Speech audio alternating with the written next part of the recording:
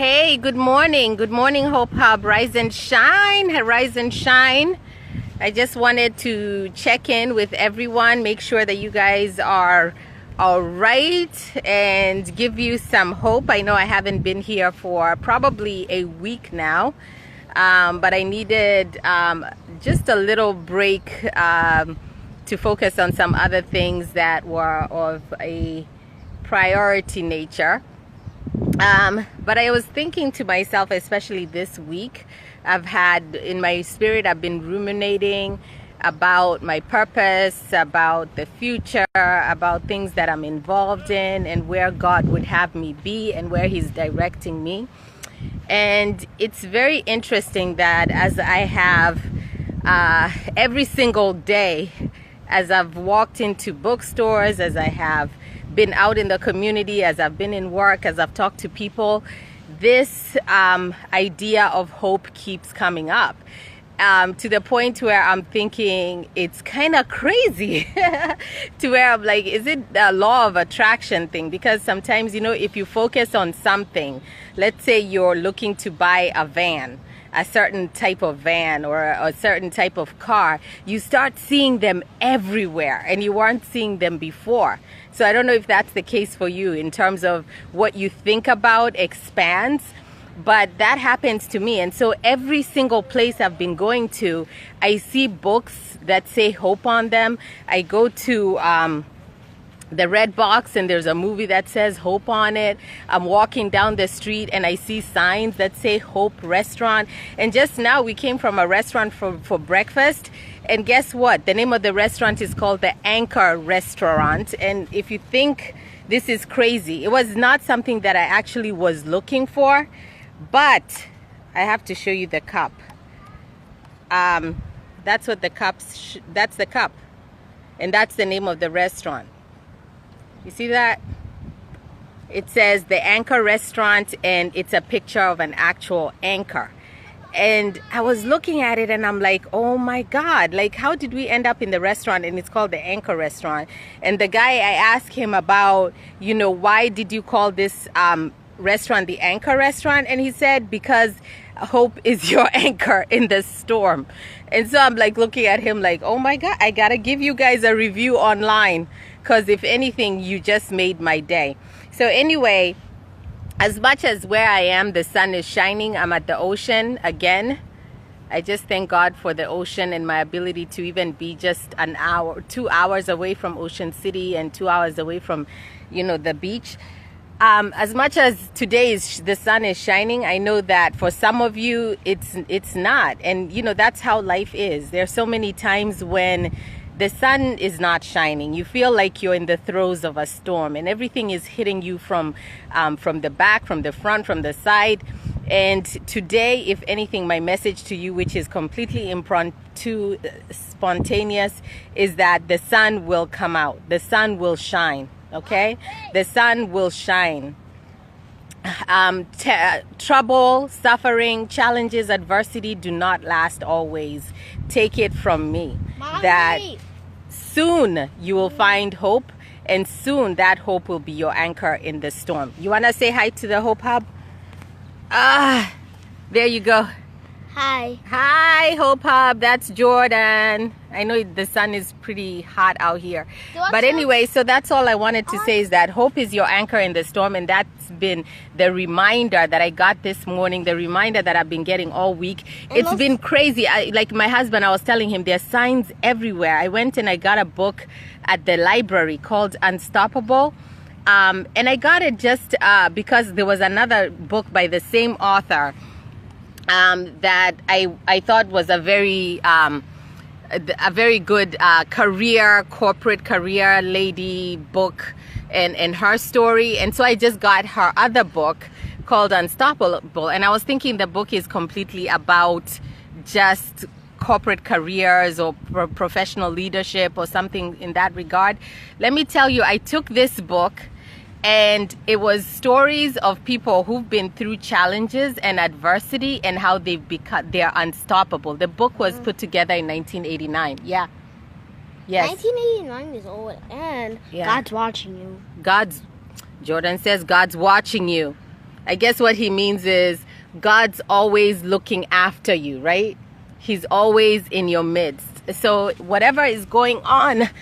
Yeah, so what I was saying about the book is that the book was called Unstoppable, and it's about all these stories of people who've been through adversity, some kind of adversity, but they've somehow made it over. They've made it over their challenges, or they've found purpose in the storms of their life. So the first story that I read in that book, I wasn't even planning to talk about all this, but the first story talks about a woman whose son was diagnosed with cancer, lymphoma, and after he leaves the cancer center, she has him at home.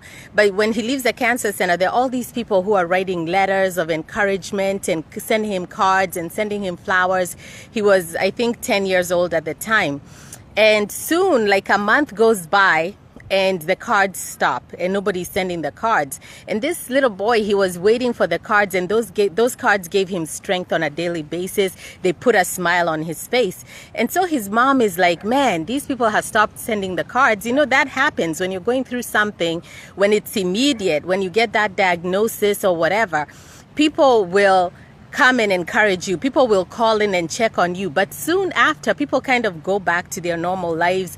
Even after death in the family, those things, people are sending you food, people are coming to see you. But then after the funeral or whatever, then people disappear out of your lives, right? So that kind of sort of happened to her, and her son stopped receiving the cards.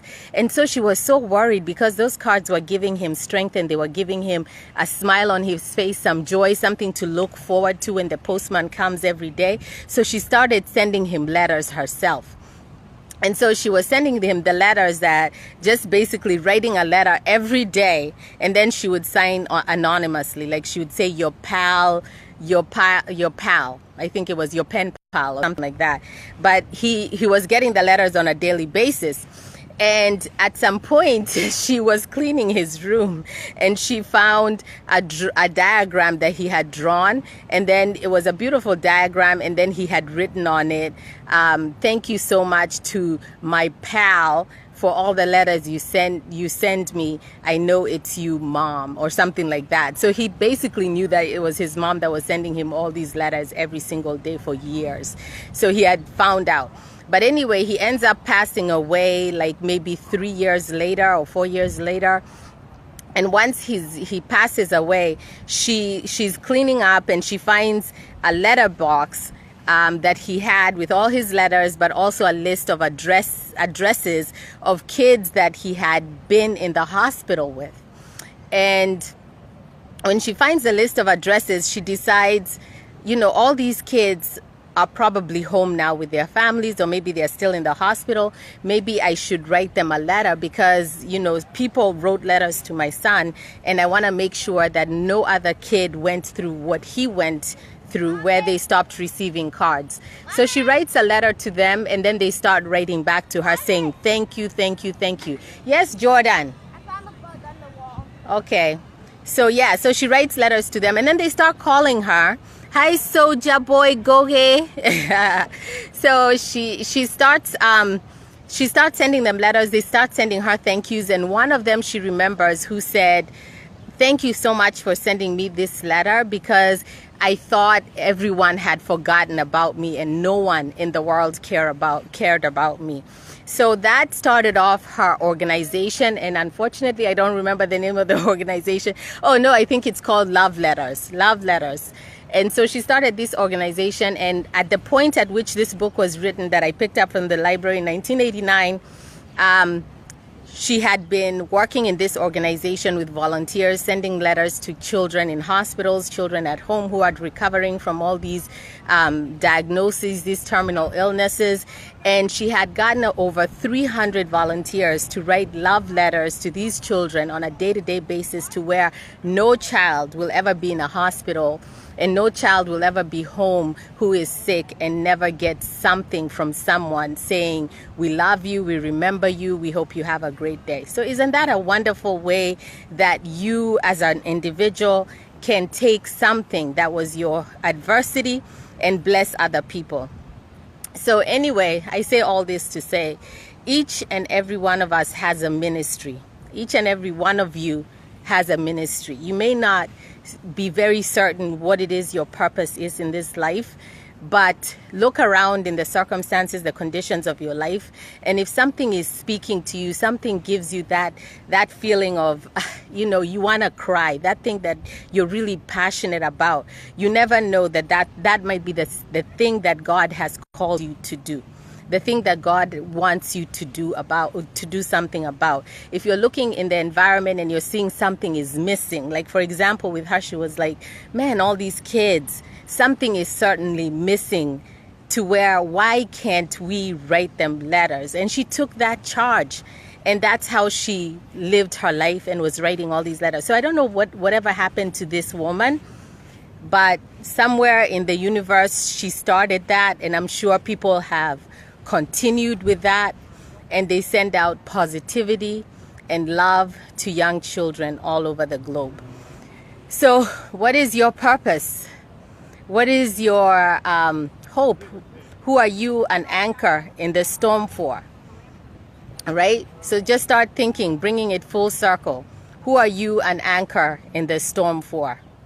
I wasn't even going to do a live video today, but I just felt prompted in my spirit to put that out, because maybe someone needs to hear that they may be that anchor in the storm that someone needs, that maybe there is something that they're passionate about, something that they feel called to, but yet they're afraid to step into. And maybe God is saying, you're the answer. You're the person that's supposed to create this thing. You're the person that's supposed to be an anchor in the storm for people who've gone through the same thing you've gone through. Your story has more meaning than what it is you're doing right now. So otherwise, God bless you. Happy Saturday. Make sure you're taking care of self. And remember, hope, if you're going through your challenges of life, hope is your anchor in the storm. God bless. Bye-bye.